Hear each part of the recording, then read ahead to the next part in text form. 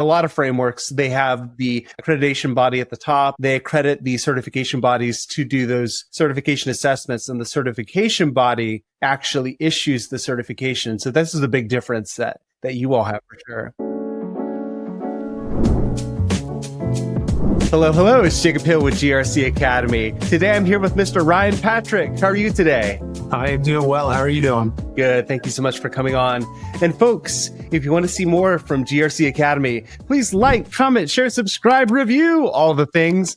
Really helps me out. Thanks in advance. Ryan, tell us how you got to where you are today. I started in the United States Army. I started off as a really cool guy rolling around on tanks, did a little infantry work, and then got deployed to Iraq. In the Army's infinite wisdom, one day they looked at me and said, "Hey, I know you've been getting shot at and blown up every single day for the last year, but tomorrow you're going to go become an IT guy." And that's exactly what happened. I got sent, several hundred miles away to a different base, and they made me what's called the nighttime battle captain of almost the entire Northern Communications Network for the entire forces within Iraq for really all the allies. And I had zero training, could barely spell computer, definitely couldn't spell IT.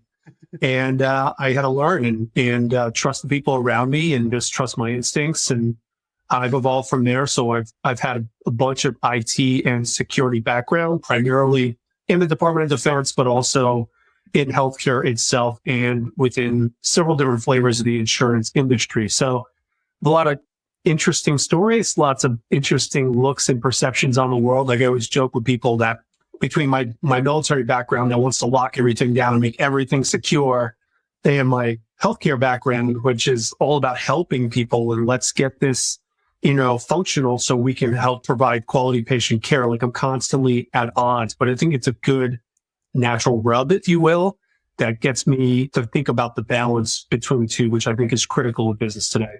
I can identify with your story about being thrown into the fire. Sometimes that's the best way to learn. You really have to pick things up very quickly. So I'm sure there's a lot more to that.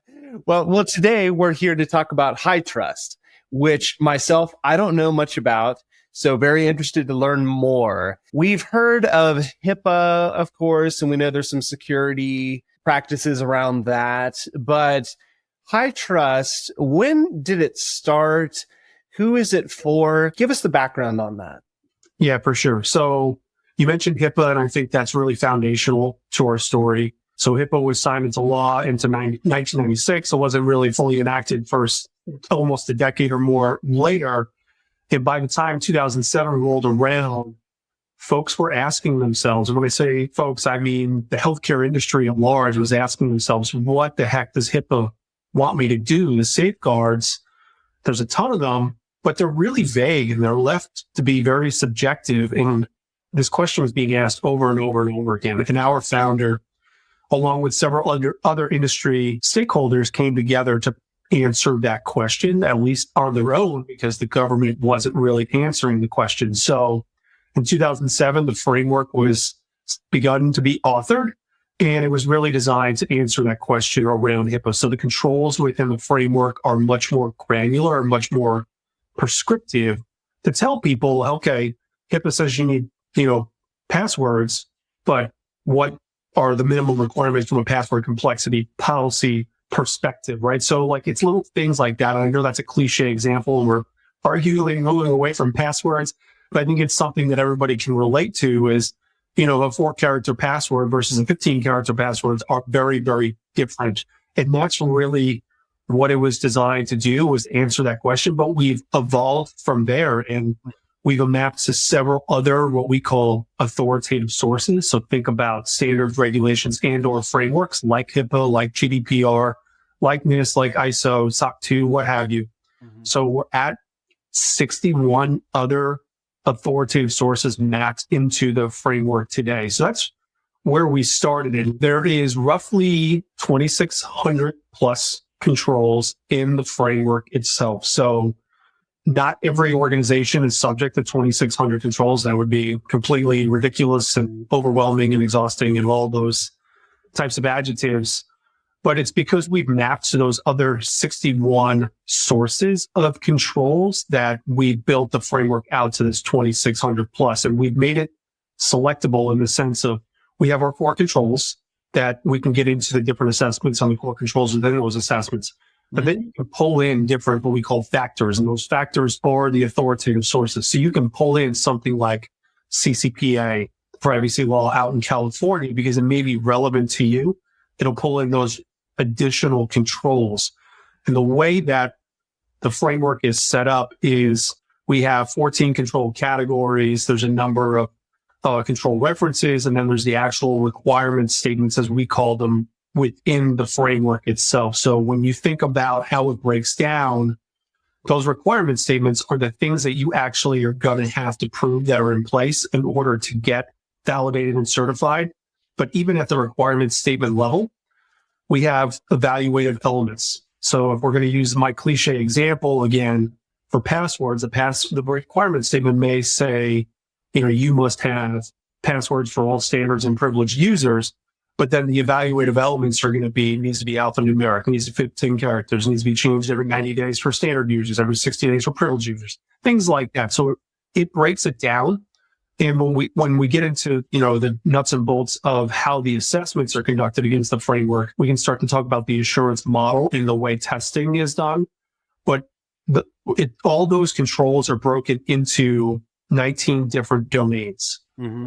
So we look at everything from information protection program type of controls, meaning, hey, does the executive team know their roles and responsibilities in ensuring that the information protection program is in place and it's functional, all the way to HR practices, whether you're hiring and termination procedures, access control, transmission security, third-party risk, business continuity, privacy, and everything in between. So our assessments and our certification are seen as, very data security oriented, but it's actually an organizational look on how the organization is protecting that information.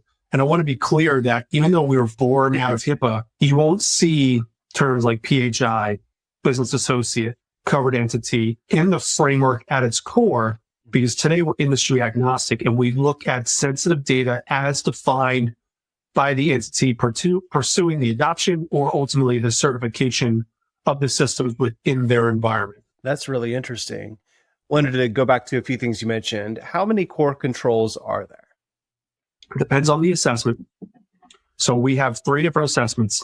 Think about them as small, medium, large, high, medium, low. So we have our E1, which is the low or the small. That's 44 requirements. Mm-hmm. Then we have our I1.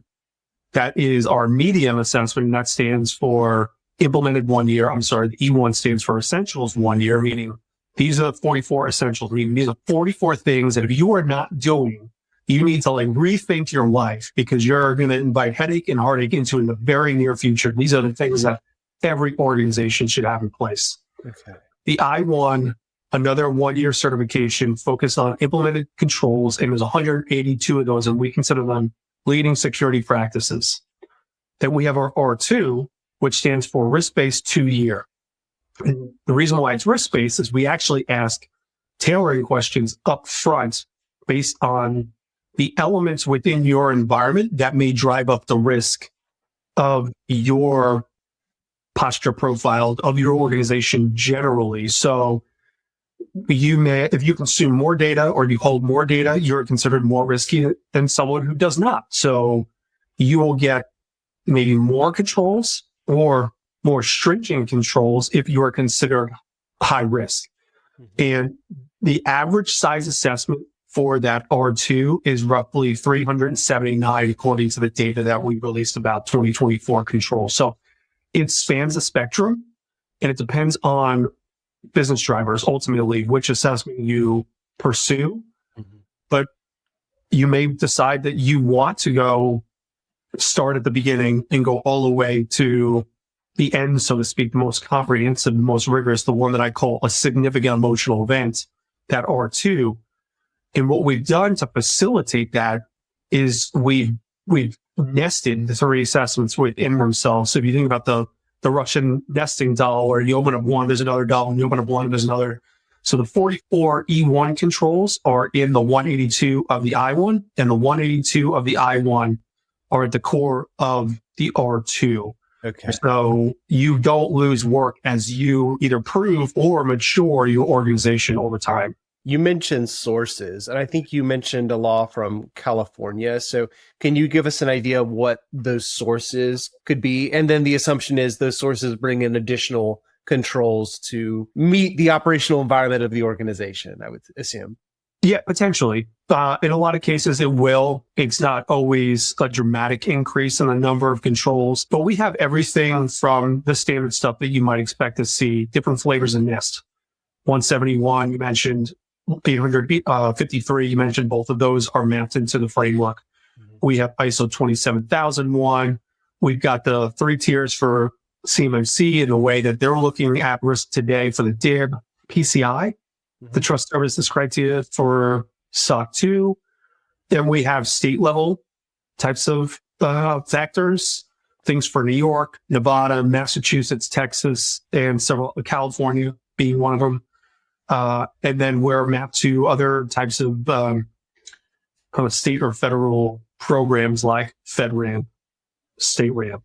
And we actually have a program, a pilot, shameless plug right now, where we have built a pilot program with State Ramp, now doing business as GovRamp, where they will accept the properly scoped HITRUST certified assessments as the input into their authorization process, as opposed to having to do a separate assessment, right? If you think about the fact that there's lots of overlap with all of these framework standards or regulations, it doesn't make sense to do an independent HITRUST assessment and do an independent state ramp assessment. Right.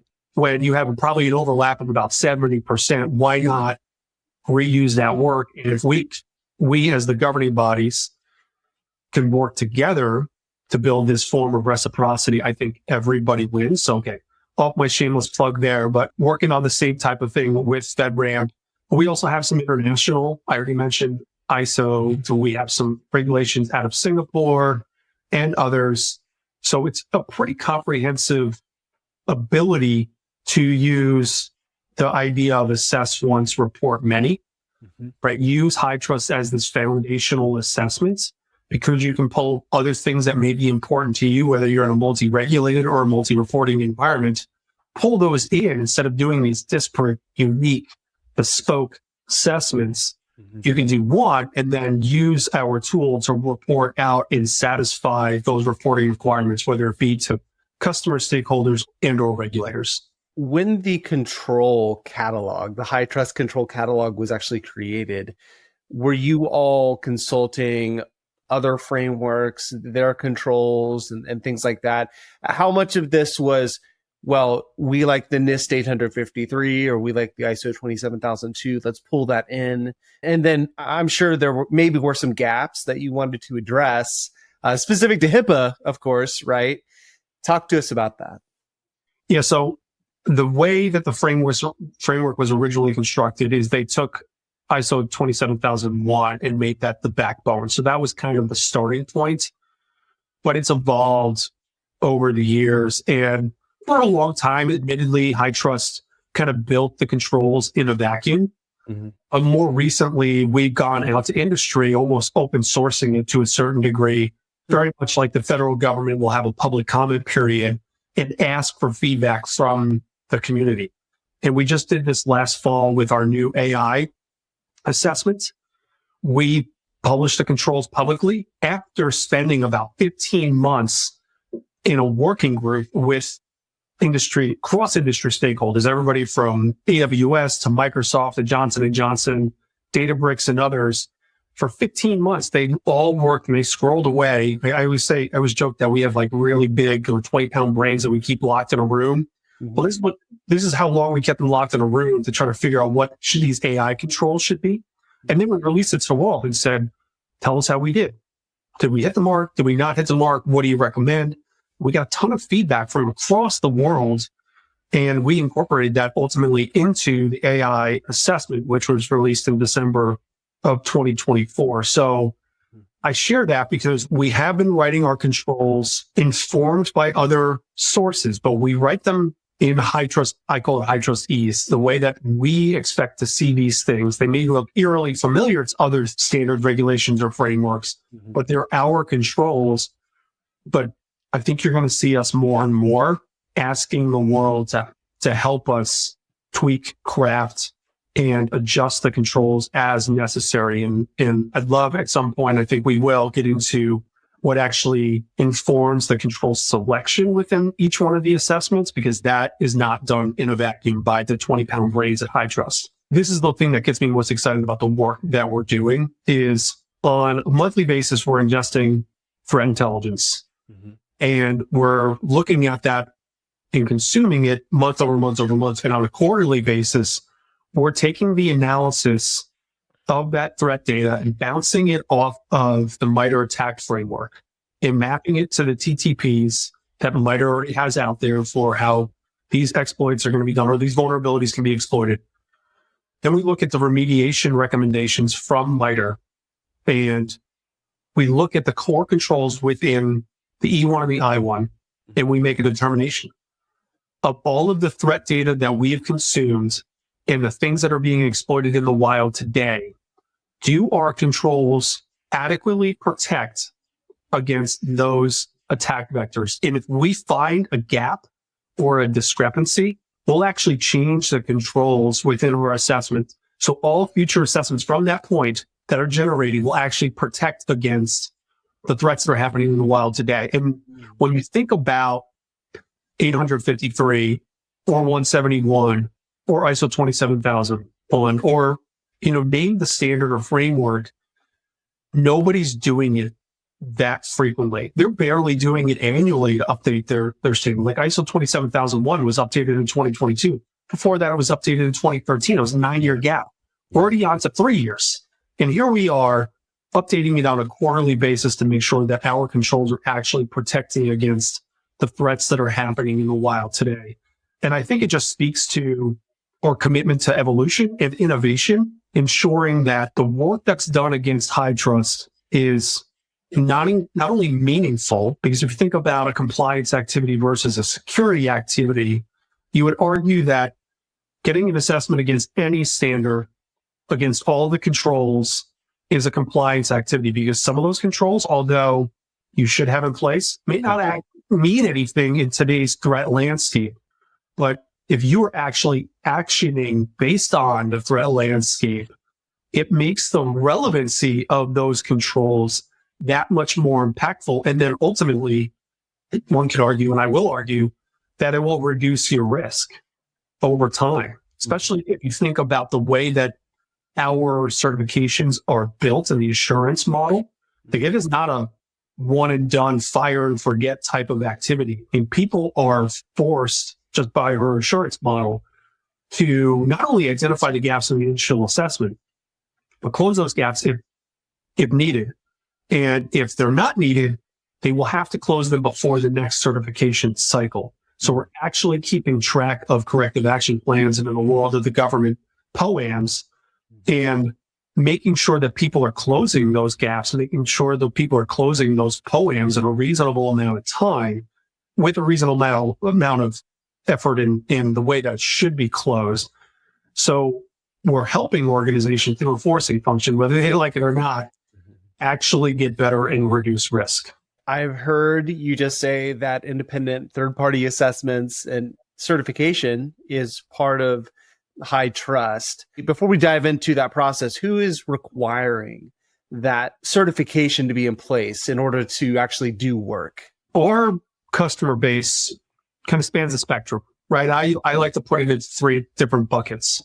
The first bucket, and arguably the largest bucket, and if you want to get into the history of that, I'm happy to do that, is the bucket that you just mentioned. Organizations that are utilizing HITRUST and in some cases requesting, other cases mandating their vendors get HITRUST certified. So they're using it within their TPRM programs.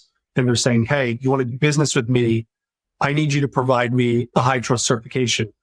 Historically, it was just HITRUST certification. Now it's becoming a little more granular. They're doing some kind of inherent risk assessment on these vendors and saying, hey, you're a low risk vendor, so I only need you to get the E1. Or you're a high risk vendor, I need you to go again, get that significant emotional event, that R2 assessment, because you're just so critical to me that I need that level of assurance.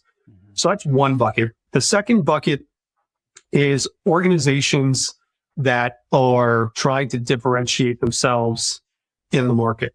In a lot of cases, it's specifically in healthcare. We were born in healthcare. That's where our biggest footprint is right now.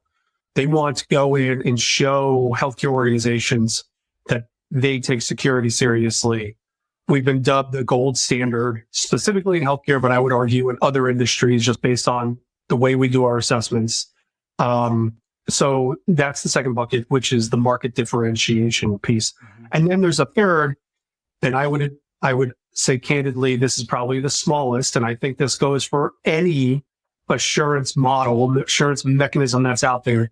There's organizations that just want to do the right thing, and they're going to pick the hardest and the toughest thing to pursue in order to harden their environments. And I would love that bucket to start getting a lot more and more. And you would think with the frequency of incidents and or breaches that we would see more people just wanting to do the right thing. But I think it's still slow going. There's lots of startups and SMB type of organizations that either don't have the time, the resources, or the expertise to do these things. So I think it's a little more slow going. But me as a realist leaning towards perpetual optimist, I'm hoping that someday we'll get there. In the CMMC space, we have a lot of small businesses. And I think a big challenge that the big tech folks, Microsoft, the Googles, the Amazons, need to do more work on is that secure by design.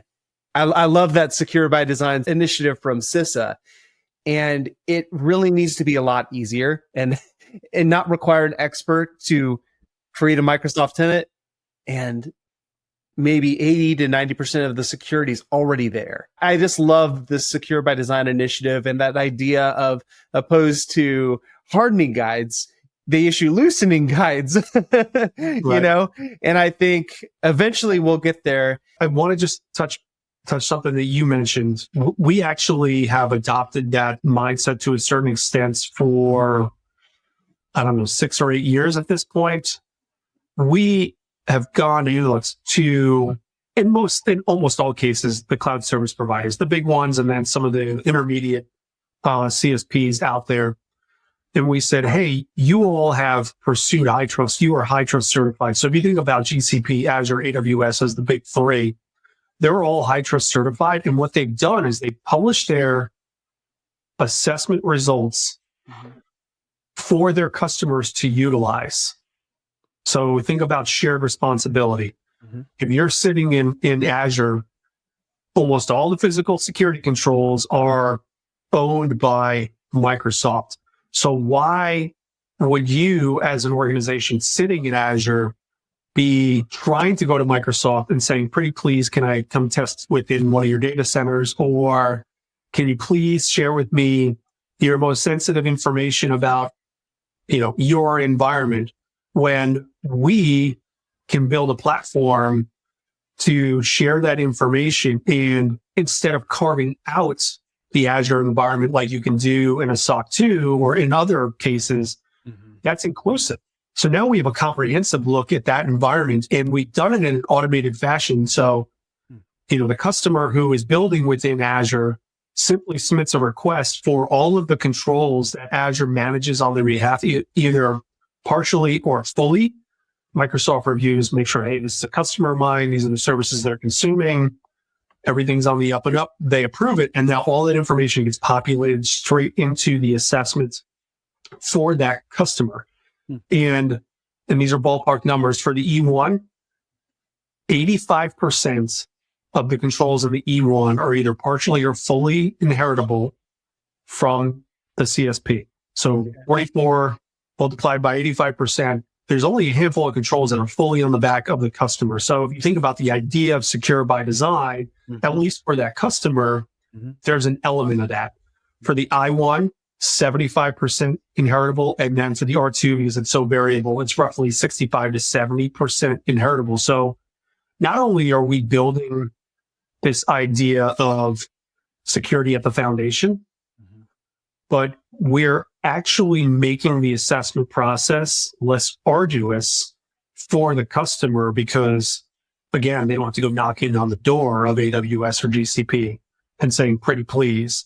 It's all automatically ingested into their assessments. So less external assessor fees or external audit fees, less time, less stress, right? Because let's not pretend ourselves, anybody who's been in the GRC world for any period of time will recognize that this is not easy and it can be quite stressful and redundant and annoying and all those things that we're committed to doing that. And we did that with our core free assessments. And the goal is to do that with our AI assurance assessments as well. So as the cloud providers, in this case, the AI development organizations or implementers get certified, they will be publishing the results of their assessment. So if you're building on top of, a product within Azure, you don't have to go again, knock on the door of Microsoft and say, pretty please. So we're working towards that. I think there's some room for improvement or room for evolution, I should say, because it's a pretty functional capability today. Mm-hmm. But these are the types of things that HITRUST is trying to do every single day and making the assessments easier, making them less redundant, less stressful, more comprehensive. That's amazing. I love that inheritance piece and actually providing that to the folks who are going after HITRUST certification. That is amazing. So I've never heard of doing that outside of the federal government where and I don't think all of them do this anyway, have a good picture on what package is inheriting from Microsoft, or it used to be, my data center over in Kansas City or whatever. So good on you all. Yeah. And I think I use the term the market loosely. What I mean is other standards bodies or assurance mechanisms, but they're moving towards this model because people are clamoring for it. Like FedRAMP wants to build this same exact capability into their authorization process because they receive so much feedback that it's so arduous. It's painful. It's difficult. Why do I have to reattest to something that's already FedRAMP authorized? So I think we're going to see more and more of that happening in the market, so to speak. And I know that you're working on that process and making it better. And is that something that's planned, or is it something that you're evolving that exists today? It exists today, but it existed, and don't quote me on the year, I think 2017, 2018. Okay. But we're evolving it. Okay. So right now, I'll give you, it's still, the cake is still, baking in the oven. The goal is to get it out by the end of the year. Mm-hmm. But today, you have to, as you're going through the assessment, identify through a control matrices what's inheritable, whether fully or partially, and then do the math to say, oh, well, Microsoft owns 50% of this, so I have to show and demonstrate that I have the other 50% implemented and it's functioning, it's mature. Mm-hmm. To as simple as soon as you say you're hosted in Microsoft Azure, right up front in the scoping of the assessment, it will identify all of the controls that are really fully or partially inheritable for you. Mm. And that's a click of a button. So now you're doing it up front. You're identifying what is relevant to your assessment up front instead of having to go control by control by control. So we're trying to make it that much more efficient and evolve it into something that is just that much more functional. That's amazing. I'm just thinking in CMMC land, oh man, we got to do this too. That's great. Well, let's dive into the third-party assessments. What is that process like? Common misconception is, HITRUST will assess me and certify me. We don't do any assessments.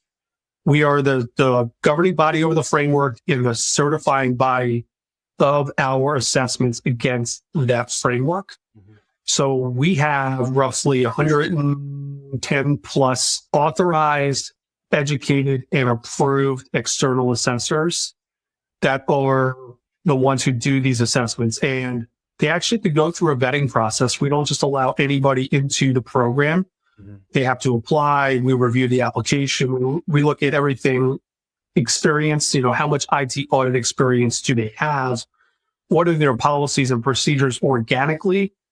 Generally, their own security practices, but a specific look into the ethics and the integrity type of policies to make sure that they're governing themselves to be ethical and have integrity, because obviously that matters with an independent auditor. Mm-hmm. So we have charged these organizations to learn our assurance model, which is publicly available for your audience. If anybody ever wants to look at the HITRUST assurance program and methodology, reach out. I'll send you the link. You could probably Google it. It is really, really comprehensive. It will be great. I'm sick in bed reading because it will take you that long to get through it. But it breaks down everything that we talked about so far. How the external assessors are trained and educated and authorized, how shared responsibility works, how our testing and sampling works, scoping, things that are not applicable, and everything in between. Our QA process, we haven't even got into our QA process, which is arguably, again, biased HITRUST guy, but I'm biased but for a reason. Our QA process is probably the most robust QA process that I've ever seen. And I'm happy to be wrong. Someone tell me I'm wrong, but we can get into that. But basically, the independent external assessors do the hard work, to be honest. They are the ones that are going to work with these organizations to scope the assessment. And anybody who's done any kind of audit work understand that scoping is by far the most important activity. Scope the assessments. Generally speaking, they will do some kind of benchmarking activity or readiness activity, because most organizations are not ready to get validated for HITRUST on day one or even day two. So there's lots of remediation that goes into, especially the R2, that significant emotional event that I've mentioned, E1, because it's the essentials, probably a little bit less. Mm-hmm. But so they will do that benchmarking readiness activity. They'll prioritize the gaps and say, hey, you need to go fix these gaps. And then when the customer gets through that remediation period, fixing and closing those gaps, that's when the validation starts. And we have very strict guidelines on how those validation efforts must be completed. So one, all testing has to be done within a 90-day period. Mm-hmm. And it's 90 days from the time it's submitted to HITRUST, because we take our, I don't want to say fear, but our concern over control degradation really, really seriously when it comes to certification. Mm-hmm. So let's say, I'll make up the dates. If you start testing on January 1st and you're done March 31st, you think you're not going to submit to us until September 1st. Well, we're not going to accept that, because there's been 6 months of this black box, this black period where we have no insight. So all of that work has to be done the 90 days prior to submitting to us. The testing itself is not a checkbox exercise. You do have a password complexity policy. It's proved to me you have a password complexity policy. Also proved to me that this is scaled. It's across the entire scope and environment of the assessment. So if you have 4 systems, but one of your systems is not subject to this password complexity policy, then you're going to get dinged on that. So we are a trust but verify type of assessment. And when I say that, I mean mostly verify, because we won't take the external assessor's word that a control is implemented and it's functioning. It has to be proven. And oh, by the way, all of that evidence needs to be sent to us. Mm-hmm. So when I used to do these assessments prior to coming to HITRUST for the R2, I would generate with my customers 500, 800, some cases 1,000 evidence artifacts to prove that these controls are in place. Again, scales, making sure that they're fully implemented across the board in the scoped environment. Mm-hmm. We have evidence collection criteria, meaning some of it has to be collected during the fieldwork period. Depending on the control frequency, you may be able to collect some outside of that. So think about annual controls, disaster recovery, testing.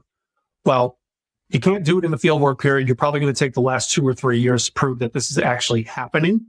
So there is some evidence collection that can happen outside the 90-day window, but it all has to be tested by the auditor within that 90 days. And again, we could probably spend several hours alone just on all the different things that we force our auditors to do to ensure that the quality of the assessments is there. So I heard you say the independent third party does the assessment. That data is sent to you all, and you all do a QA process. Now, do you all issue the certification then after that? We do. Okay. That's very interesting, because most frameworks, I won't say most, but a lot of frameworks, they have the accreditation body at the top. They accredit the certification bodies to do those certification assessments, and the certification body actually issues the certification. So this is a big difference that you all have for sure. Again, I talk about HITRUST every day, so I obviously sound really biased, and I am. I've already said that once, but I'm biased because I worked with the framework outside of being a HITRUST employee for over 10 years. I saw what it can do for an organization. Like, the proof is in the pudding for me, in that it actually is a forcing function for you to improve, right? If you look at SOC 2, you don't actually have to prove anything to get a SOC 2 report. Now, there's different flavors of SOC 2 reports, but if nobody's reading it, then they're not going to know. But to get back to your comment, I would actually argue that the decentralization of the certification authorities is producing less than desirable results, right? The moment that you decentralize the ability to certify, you've just created variability in the way these assessments are done. Even though there's strict testing guidelines and they all got accredited, it can be done very individually, and the way those reports are written and the content and the quality has the opportunity to be variable. Whereas if you have a centralized authority, it is rigid, because it's the same people looking at the same assessments time and time again. And oh, by the way, and this is really interesting statistic that came out of our recent trust report, is we've actually, through our quality process, which again, I want to get into because it's the second piece of the pie in my mind, we've actually trained the auditors on how to do better audits for HITRUST. So we have an escalated QA process. So if we look at your assessments and what the work that the auditor did, and we identify that there was issues with the following the assurance methodology, we actually take that assessment out of the normal QA process and we stick it into this escalated QA process. And what it's doing is it's looking less at the evidence and looking more at the methodology. Did the auditor follow the prescribed methodology? And when we started doing this in 2021, we had an over 11% escalated QA rate. So 11% of all assessments went into escalated QA. Last year in 2024, it was just over 1%. So in 4 years, we were able to drop the quality issues by 10% across all of the whole HITRUST community. And that's because the external assessors, the auditors, learned what they were missing the mark on. And they learned what exactly HITRUST is looking for to ensure that this is a quality assessment and this is a quality report. So again, I don't think there's anybody else today that's doing this type of work. So not anybody, like I said, not anybody can be an external assessor. We do have a history of kicking external assessors out of the program, either for integrity or ethics violations or just quality issues. We've had both circumstances happen. So we are keenly focused on ensuring that these assessments are done properly. What's interesting to me about this is that's a great feedback loop for the assessment community, because oftentimes something is only called into question if something really, really bad happens, whether it's, like you said, ethics or just terrible quality and the company that's undergoing that assessment is brave enough to speak out. That's a very interesting approach, and I think it's a really good approach. Thank you for sharing that. Hey folks, let me tell you about today's sponsor, Vanta. Is your manual GRC program slowing you down? Well, there's something more efficient than spreadsheets, screenshots, and manual processes, Vanta. With Vanta, GRC can be so much easier while also strengthening your security posture and driving revenue for your business. Vanta automates key areas of your GRC program, including compliance, risk, and customer trust, and it streamlines the way you manage all of this information. And the impact is real. A recent IDC analysis found that compliance teams using Vanta are 129% more productive. So get back time to focus on strengthening security and scaling your business. Get started at vanta.com/GRC Academy. That's VANTA.com/GRC Academy. Now back to the episode. We've already highlighted some of the differences between HITRUST and other compliance frameworks, but from a high level, talk to us about that. Yeah, I think the biggest takeaways, and I think CMMC is probably somewhat the exception to the rule. FedRAMP's probably somewhat the exception, and so is StateRAMP. But generally speaking, when you decentralize, that is a problem. If you just say, and I'll use the NIST CSF as an example. If you tell the world, hey, use the NIST CSF, you have immediately just created variability, subjectivity, and the opportunity for quality issues, right? Because, and I'm sure everybody in your audience realizes this, but there's no controls in the NIST CSF. You've actually got to go out somewhere else. Most people pick 853, a controls library, and start pulling controls in and then sticking them into the categories within the CSF. Mm-hmm. Nobody's governing that, right? Nobody's governing the use of the NIST CSF and even 853 within the NIST CSF to ensure that the interpretation of the controls is adequate, right? Because you read a control and I read a control, there's a chance that we may not understand it the same way, right? Yes. Yeah. There's nobody ensuring that the testing is done adequately.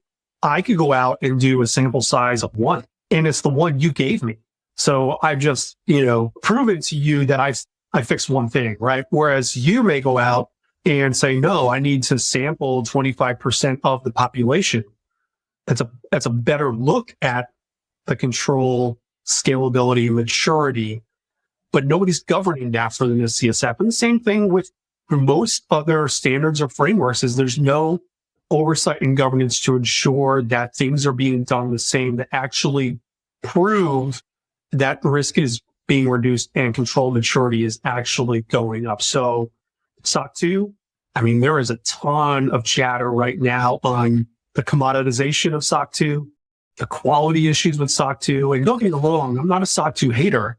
I think there's lots of good use for SOC 2s for internal organization. But when you think about third-party risk, that's where it falls down for me because of the decentralization, the variability in reporting, the variability in testing, the quality issues, so on and so forth.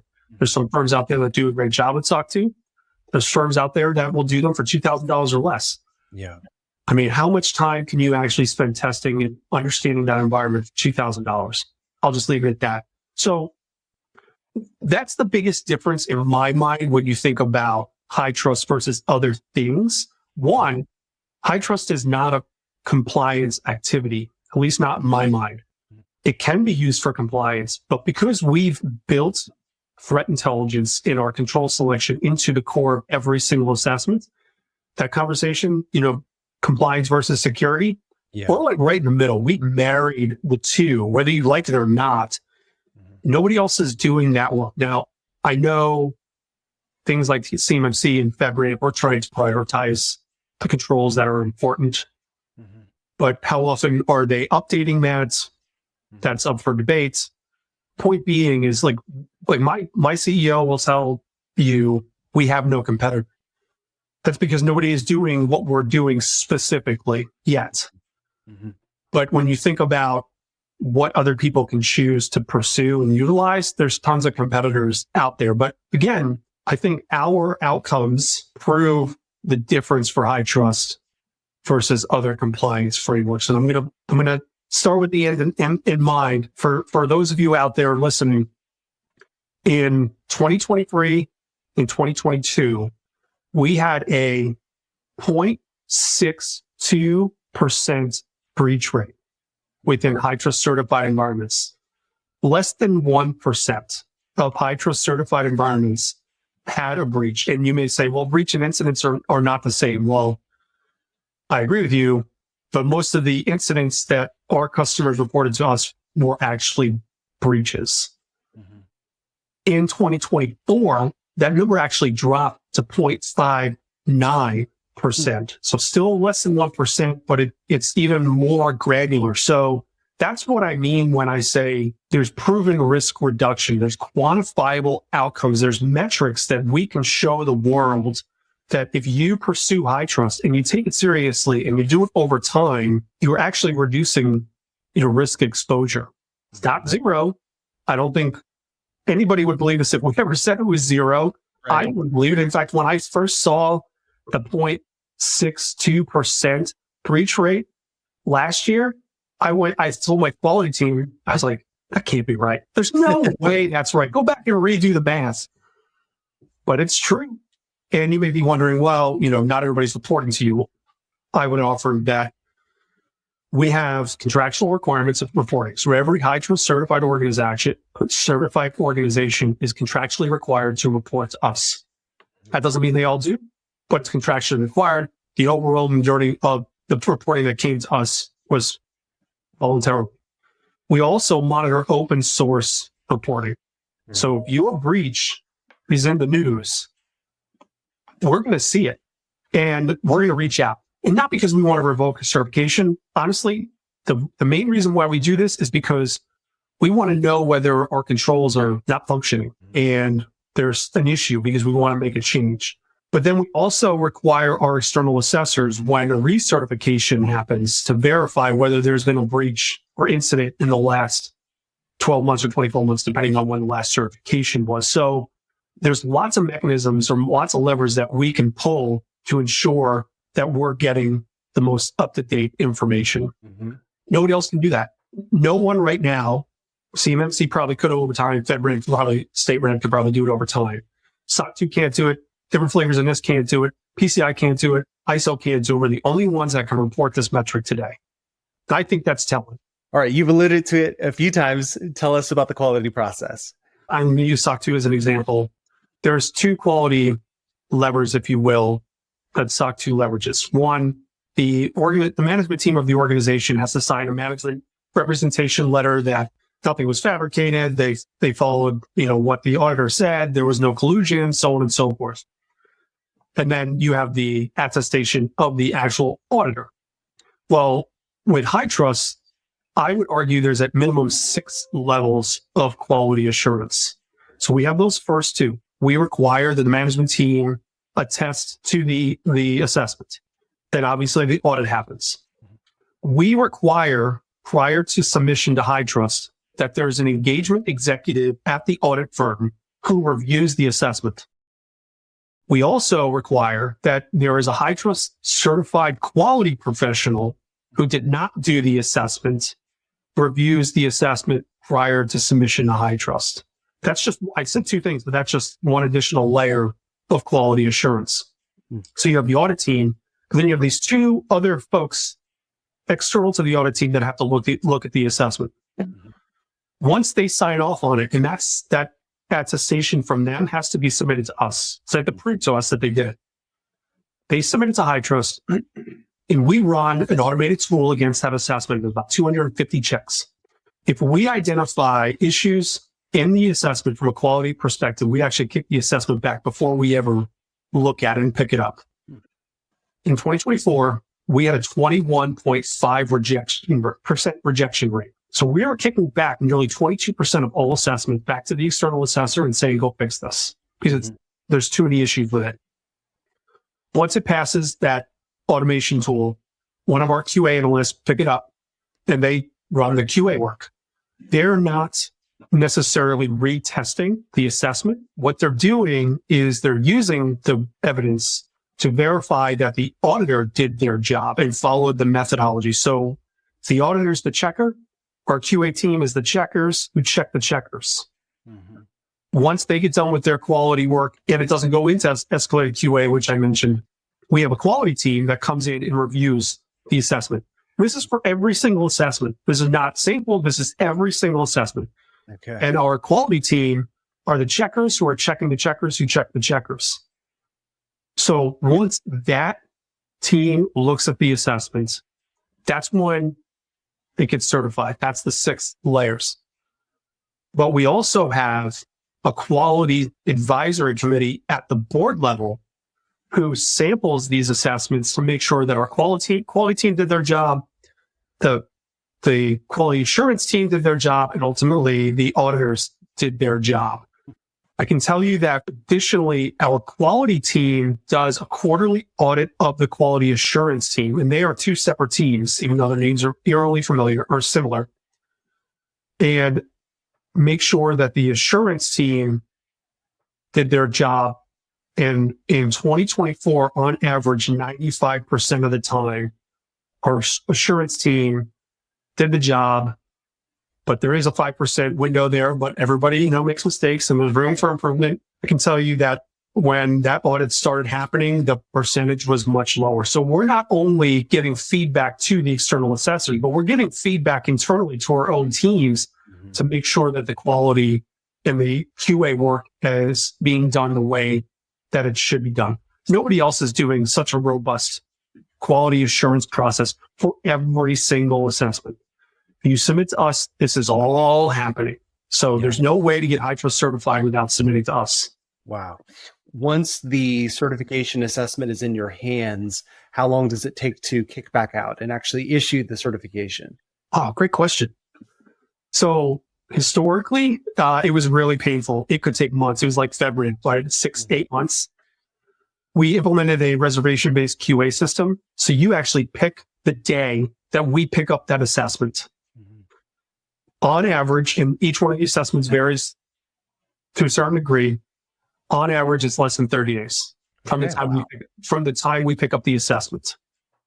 So the R2 obviously takes a little bit longer because it's really big, those assessments. The E1 is a little bit shorter, but generally speaking, 30 days. Yeah. Wow. One last question then. What is the split, like percentage-wise, of the first, second, and the third tier of the assessments? Another great question. So keep in mind that the E1 and the I1 are only 2 and 3 years old right now. Mm-hmm. So for roughly 15 years, we have one assessment. That was the R2. So the R2 is the overwhelming majority right now of our customers just because of timelines. Okay. I can tell you that 60% of our new customers in 2024 are pursuing the E1. So the E1 is growing, right? Because it's something you can demonstrate to your business partners or internally that you're doing at least the essentials. More and more organizations are starting to pursue that. And then they're moving to either the I1 or the R2. Mm-hmm. So I would say it's probably R2, E1, and then I1 from a bucket list. I don't know the exact percentages off top of my head because it changes every single day. Sure, certainly. That helps. This has been really fascinating. I've learned a lot. My audience is definitely going to learn a lot. Tell us, what's the future of HITRUST? Continued evolution and innovation. So we are committed to making sure that our framework, which is updated twice a year, different from the threat updates that we're doing, meets the market where the market needs are. So we're going to continue to update our framework. Right now we're on 11.4. 11.5 is coming out in less than 30 days. We will continue to update the framework to maintain its relevancy to what's going on in the world. But we will continue to innovate to make assessments more efficient and less redundant. So one of my jobs is actually to work with these other governing bodies. I already mentioned State Radio, mentioned FedRAMP. Love to talk to CMMC to figure out how do we stop doing redundant audits, make it less costly and less painful for organizations who need to do these audits while maintaining quality. So we're looking for efficiency. As I mentioned that we're updating our shared responsibilities program. We're going to be updating our tool to make just the assessment process that much easier. Think about automated evidence ingestion. So if you have tools out there, it may automatically populate within our tool, MyCSF. So it's less work you have to do. So we're going to continue to innovate to make hopefully our customers and our future customers' lives that much less stressful, right? GRC is not easy, but it doesn't have to be stressful. And that's what we're trying to do, is be able to demonstrate trust without the pain. Ryan, thank you so much for your time. Where can people find you? You can find me on LinkedIn. I don't know how many Ryan Patricks are out there, but if you go to the HITRUST page, I will be all over it. You can, reach out to me, Ryan Patrick at HITRUSTalliance.net. And then obviously you can always go to our website, HITRUSTalliance.net, to find more information. Awesome. Well, folks, we'll put some resources in the description as well so that you can dig deeper into HITRUST. Ryan, thank you so much for your time. Really appreciate it. Yeah, thanks so much, Jacob. Hey, folks, hope you enjoyed that. If you want to see more, be sure to subscribe and then check out this video.